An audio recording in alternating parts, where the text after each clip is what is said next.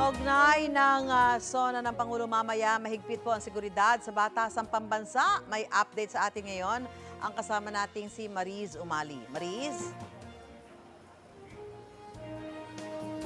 Ate Sue, magandang umaga sa iyo at sa lahat ng ating mga kapuso. Nandito pa rin nga po tayo ngayon sa Batasang Pambansa, partikular sa North Wing Lobby.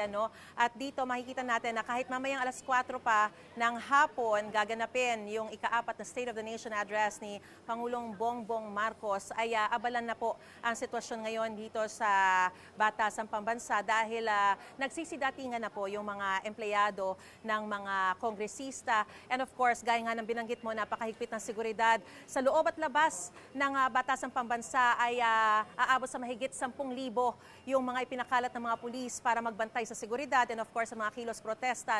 Tatlo kasi yung mga kilos protesta na binigyan ng permiso. Ngayon dito sa loob, makikita natin bukod sa mga house security at may makikita tayo ng mga K9 units.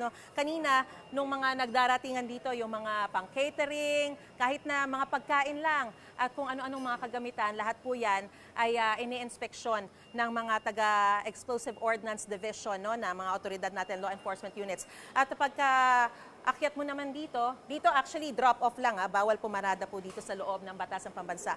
Pagdating naman dito ay kailangan mong dumaan sa walk-through scanner. So kung ano man yung mga gamit mo, ay kailangan ipasok nyo dun sa x-ray. Ayan, may hawak po ako na cellphone kaya kailangan idaan ko rin po yan.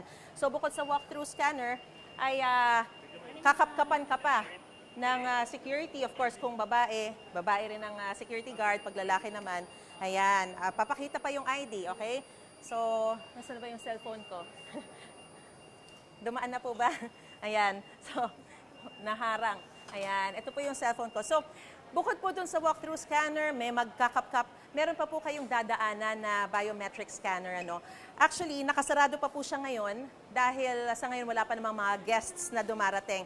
Pero ang dadaan dito, yung mga guests na walang inisyuhan na ID na katulad nito. So meron kayo, dapat kung halimbawa kayo ay guest, kailangan nyo po magdala ng sarili ninyong ID, dito nyo itatap para marehistro na kayo po ay pumasok bilang isang bisita dito po sa Batasang Pambansa. Pero yung mga katulad po namin na mga media na nabigyan po ng mga ganitong klase ng mga ID specifically for the SONA coverage, ay pwede po kaming dumaan dito at dito na po dediretso either dito sa entrance na to or dun sa entrance na yon para sa mga media. Makikita po natin, kahit pakita lang natin, talagang nakahilera na po rito lahat ng mga media na magko-cover. At kung mapapansin nyo, ulitin lang natin, kung sa mga nakaraan may red carpet, ngayon po wala nang red carpet dito, tsaka sa South Wing, para i-tone down, para makiisa doon sa mga biktima ng bagyo.